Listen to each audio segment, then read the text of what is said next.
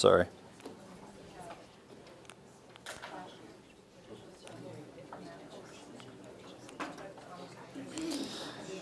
And conversations to a close. Sorry, a little technical button issue there.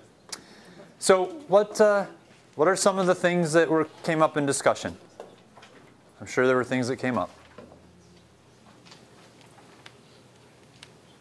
Yeah. We certainly talked about the MEEP and how it's a knowledge base for the most part test, and it really answered that or looked at, when you think about thinking deeper and teaching kids to think deeper and do those essential questions, the result of that will be those students will still be able to be successful in those assessments. Okay, so in the MEEP, and pardon me for some of this repeating because I'm repeating it for the sake, otherwise I bring the mic back and have you talking to the mic, and I'm sure you're okay with me repeating you versus the mic.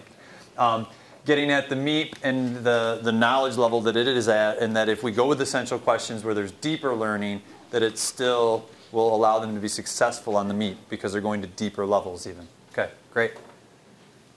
I think, too often students expect the question to be worded exactly the same on the test as it was when they encountered it. And by having things presented in multiple ways, I think it does increase their understanding of the concept so that when they hit that on a test, they're going to be more successful. Right, so questions being asked in similar ways to the assessment mirroring the way they've been asked the questions in instruction is what we're getting at, right? Versus like a broader, more multidimensional approach allows them to tackle it from different angles. Can I ask why do you think, or you made the statement of they're used to the questions being similar to what they were, I don't know, it's not like they had anticipated. Why do you think that is? Why do I think that? Well, the first part of that, where you were saying the students would expect the assessment to have questions similar to questions that they would, is it that they're just used to a vernacular, or? It's a good question. I struggle with it every day. I don't understand why they can't see beyond or see an expansion of the concept. Okay. It's something that we've been working on every day.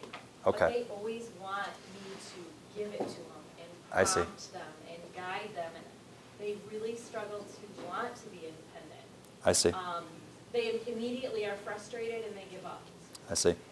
So really you're more speaking to a question that may ask them to engage in higher level thinking. Mm-hmm. is one that they're thinking, they don't necessarily attack that, they see it as a defeat because they want it to be more simple, more straightforward.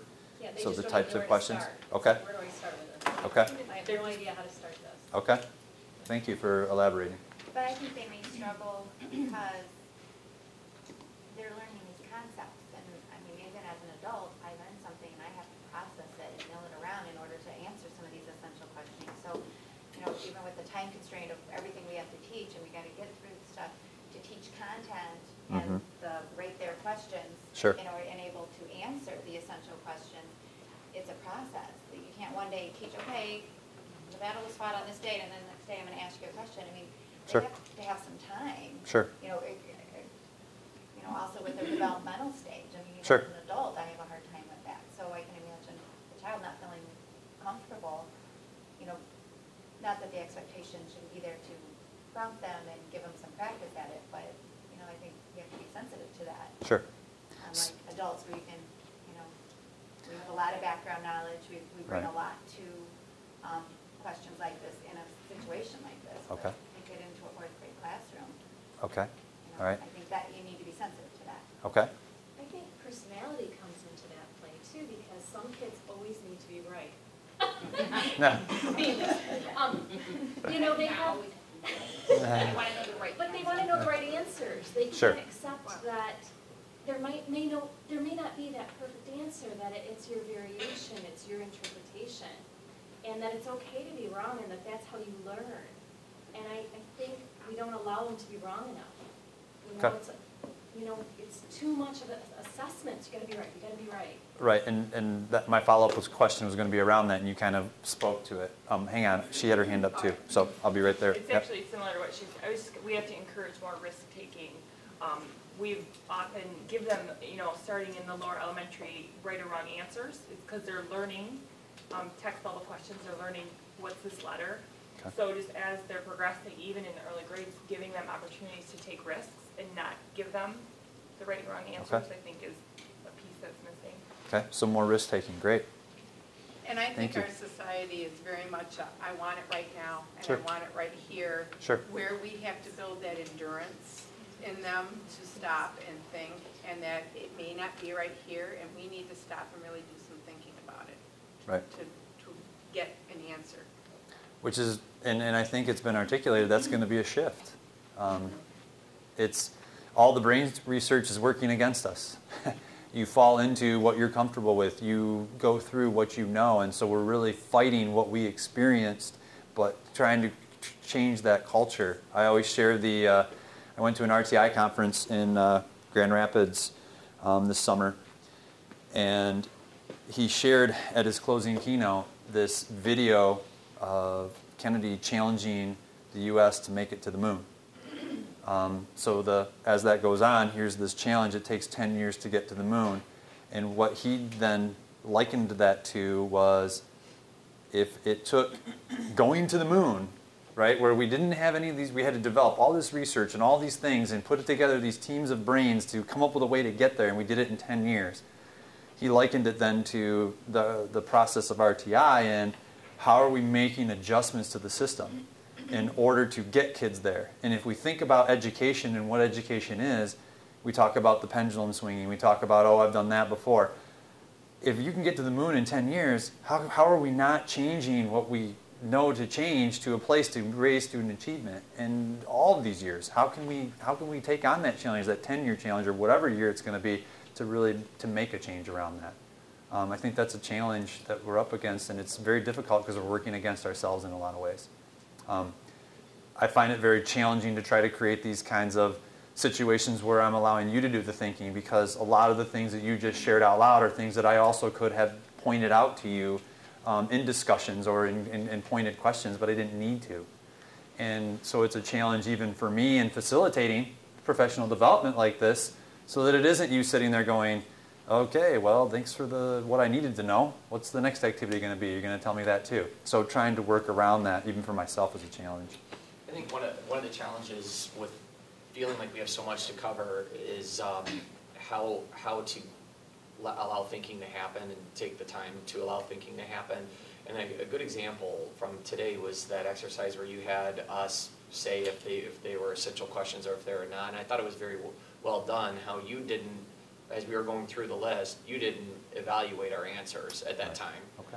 And it's so easy to do that. And Sure. That's right, that's wrong, because we got to move on to the next thing. But you didn't do that, because if you would have done that, the thinking and the learning would have stopped then. But we went through the whole list, and we talked about it, and then you gave us a sheet of paper if we wanted to look at it. You know, Sure. and Sure. Just that type of model, I think, is very important, and it's okay to do it, because Right. that's, as the article here said, or the copy in the book, that the research is showing that is going to have a greater impact on test scores than to do it the way that we think is the right way to do it, maybe. Right. Right. And it even says in there, right, what are the questions that the kids miss the most? The multi-step reasoning questions. They are getting the recall questions, but the multi-step reasoning. Thank you. Thank you. Okay. So now that you had a chance to dig into that article, or those pages, I should say, what I want you to do now is we're going to go back, having that article in our brains, or pages, sorry. I want to go back and revisit what we saw as those key learning ideas that we felt the students needed the most support in, and then the instruction we're doing. However, I have given you another piece of information, and it is your MEET performance from fall 2012 for 3rd, 4th, and 5th grade. And it is across the district. So it's all the 3rd, 4th, and 5th grade across the district. And what this is going to do is it's going to give you at the strand level a strand percent correct, but also kind of look at number of questions, take that into consideration. And what I want you to do is you dig into that data, and this is pulled from Igor. So if you wanted to see specifically for your classroom or specifically for your building, that is available. But what this does is it gives you an idea of, across the district, where maybe those biggest areas of need are, the greatest areas of need. I want you to take that and size it up with what you journaled. Did it match up? And I'm not saying, please understand, this is district level data. So it might very likely be when you dig into your building and then into your classroom that it's going to show maybe a different point of emphasis. Just as an activity practice though, what shows across your district as the biggest area of need? What did you identify? And considering the pages from the book, what will that instruction look like? So kind of a data analysis, if you will. So use the data package, use your thinking from the pages, and go back and revisit. What is that biggest area of need, and what does your instruction look like to get the kids to make up that gap? All right? Any questions?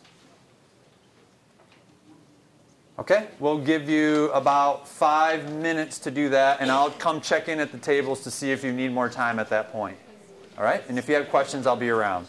All right, go ahead.